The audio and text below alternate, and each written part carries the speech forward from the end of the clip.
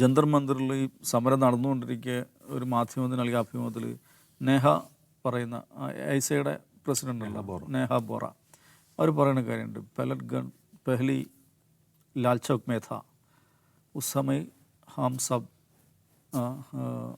എന്താണ് നമ്മളെല്ലാവരും മൗനത്തിലായിരുന്നു.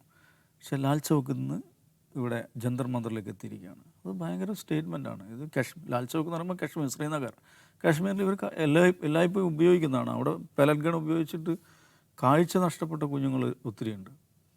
അന്ന് ആരും അതേക്കുറിച്ച്, അത് കാശ്മീരിലാണല്ലോ, ഓക്കെ ഫൈൻ. പക്ഷെ അത് ജന്തർ മന്ദിറിൽ നമ്മുടെ പിള്ളേരെ എടുത്തെത്തിയിരിക്കുകയാണ്. അപ്പോൾ നമ്മുടെ പിള്ളേരെ നേരെ പെലറ്റ് ഗൺ ഉപയോഗിച്ചു എന്നുള്ളൊരു സംഗതിയാണ് രാഹുൽ ഗാന്ധി പിടിക്കുന്നത്. നേരത്തെ അജിംസ് പറഞ്ഞതുപോലെ അത് എക്കോ ചെയ്യും. അതിൻ്റെ ഒരു സംഗതി അവിടെ വർക്ക് ചെയ്യുമെന്ന് കണ്ടുകൊണ്ടാണ്. അപ്പം ഞാൻ കാണുന്നത് ഈ വിഷയങ്ങൾ മാറ്റി നിർത്തിയാൽ ഇന്നലെ ലോക്സഭയിൽ രാഹുൽ ഗാന്ധി, മിനിയാന്ന് പ്രിയങ്ക ഗാന്ധി, ഇന്ന് രാജ്യസഭയിൽ ഖഡ്ഗെ, ഇവരെല്ലാം കൂടി നടത്തുന്ന ഒരു പെർഫോമൻസ് ഉണ്ടല്ലോ, എനിക്ക് തോന്നുന്നത് കോൺഗ്രസിൻ്റെ കഴിഞ്ഞ 12 വർഷത്തെ ഏറ്റവും മികച്ച പാർലമെൻ്ററി പെർഫോമൻസാണ്. ഇന്ന് കാണണം, ഇന്ന് വലിയ ബഹളം ഉണ്ടായി. ഒന്ന് അമിത്ഷായുടെ ഇതിനെക്കുറിച്ച് ഖഡ്ഗെ പറയുന്നു. പിന്നെ മനുസ്മൃതിയെക്കുറിച്ച് പറയുന്നു. അതാണ് തമാശ. മനുസ്മൃതി ഇവിടെ പഠിപ്പിക്കുകയാണ്, യൂണിവേഴ്സിറ്റികളിൽ പഠിപ്പിക്കുകയാണ്.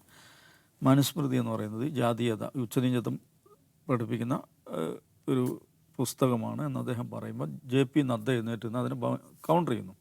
നിങ്ങൾ തെളിവില്ലാതെ ഇതും പറയരുതെന്നുള്ളത്. അപ്പോൾ അത് വലിയ വിവാദമാകുന്നു. സ്പീക്കറിൽ നിന്നാണ് ചെയർമാൻ ഇടപെടുന്നു, എക്സ്പെൻഡ് ചെയ്യുന്നൊക്കെ പറയുന്നുണ്ട്.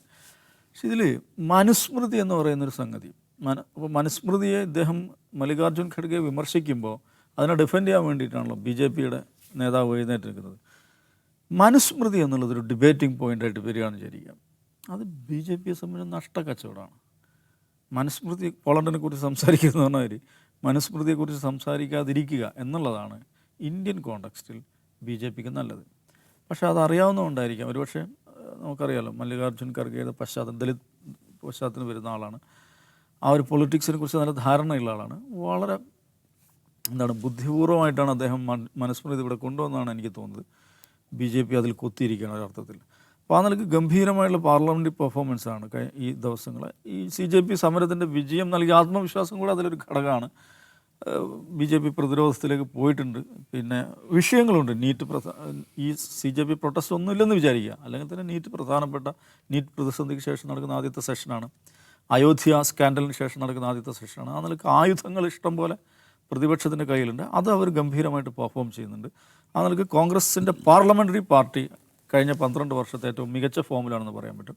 പക്ഷെ ആ ഒരു അനുപാതത്തിൽ, ആ ഒരു പൊളിറ്റിക്കൽ ആ ഒരു വെലോസിറ്റി അതേ സ്വഭാവത്തിൽ സ്ട്രീറ്റിലേക്ക് കൊണ്ടുവരുന്നതിൽ, തെരുവിലേക്ക് കൊണ്ടുവരുന്നതിൽ കോൺഗ്രസ് ഇനിയും വിജയിച്ചിട്ടില്ല.